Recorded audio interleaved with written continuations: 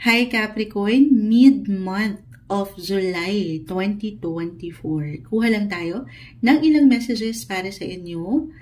Ano pa nga bang parating? Anong ganap? Anong pwede pang ihain sa inyo ng universe sa mga natitirang araw o linggo ng buwang ito ng Hulyo 2024? Mensaheng gabay lamang po. Capricorn, kamusta ka na? Kamusta ka na? Hopefully, okay kayong lahat. Tayo po ay live sa FB ngayon. Pero, kuha tayo ng message para sa inyo. Mid-July 2024, Capricorn. Message. Capricorn, at ayan, agad-agad. Wag po kayong mag-alala bago pa man tayo mag-start. Ay, shinafol na natin tong mabuti. Pero, dalawa na, yung mamagsak. Hindi na natin ito pipigilan. Kinakat talaga natin. Ikakat pa natin eh. Oo. Yung bawat sign from Aries to Sagittarius. Kinat natin. Pero sa inyo, kusa nang lumipad, umangat, dalawa na agad. Knight of Cups, Capricorn, and the Six of Pentacles, reverse. Nag-highlight ng inyong buhay, relasyon dito, love sector. Kung nakaramdam kayo nung parang, if this is about sa ilang past relationship nyo or experience nyo with love, na parang may ilang imbalance, hindi nagsabay, or walang give and take, hindi mutual, this time around, Capricorn, para bang, okay, ayan, ano yan, Moonchild? Mas manaramdaman nyo na.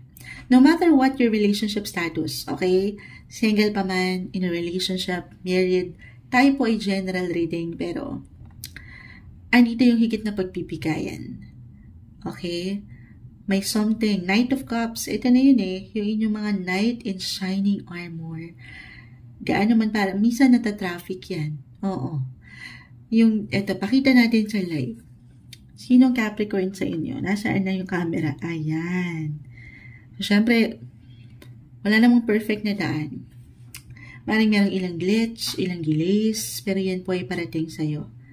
Malapit na. Or ngayon pa lang, for some of you, may asawa na, couples, or nasa dating stage, may something magical tayong dama. Pagdating sa inyong usaping relasyon, ito yung unang maiiwan ni Moonchild.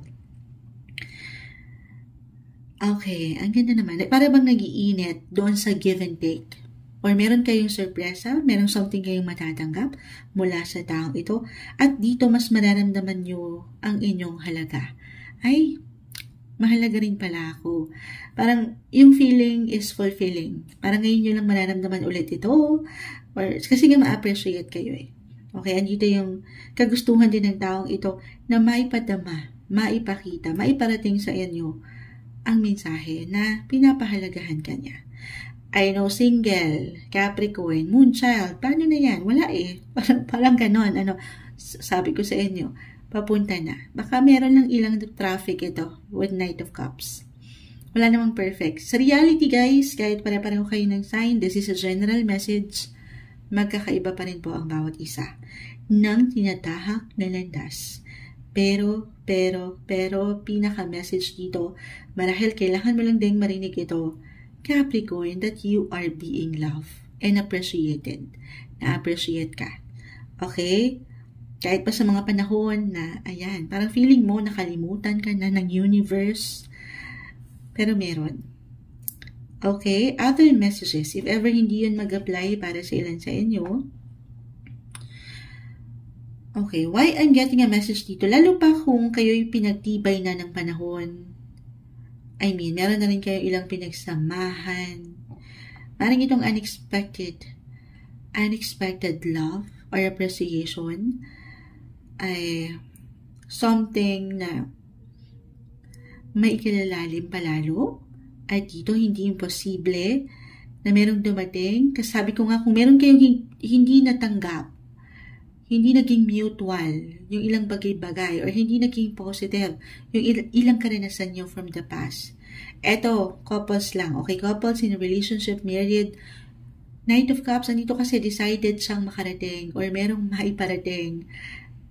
Kumbaga, love, ganyan.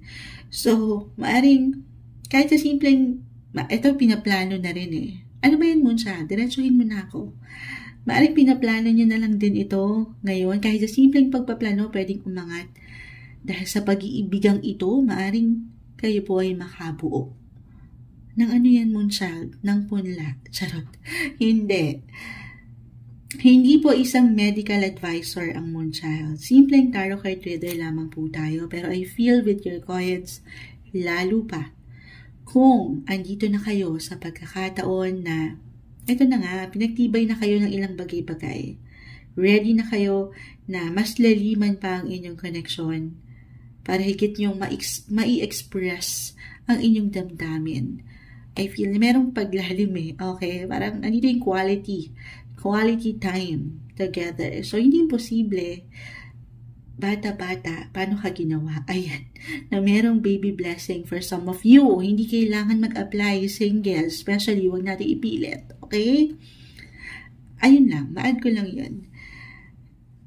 Okay, ano pa bang ma-add natin? Career-wise, Capricorn.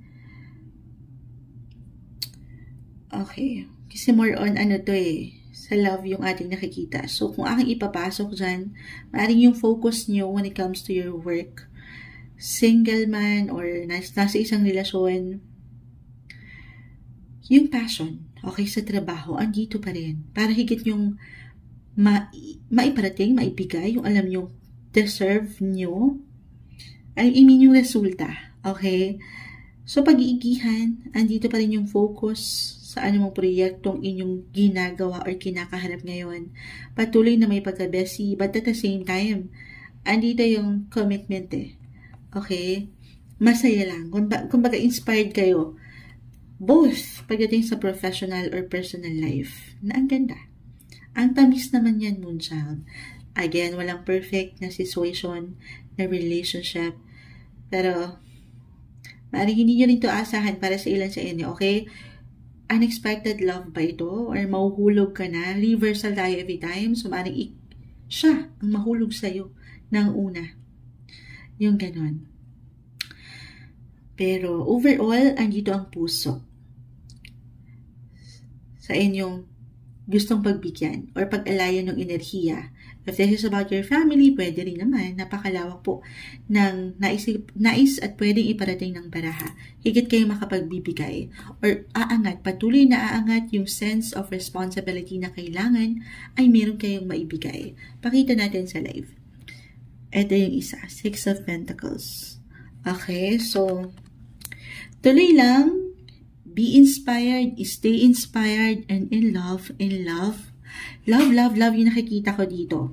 Deserve Capricorn yung maramdaman ang pagmamahal na ito. Kahit pa sa mga pagkakataon na parang meron din kayong ilang isipin lalo kung meron na kayong kids. Okay? Kung meron na kayong ilang priorities in life.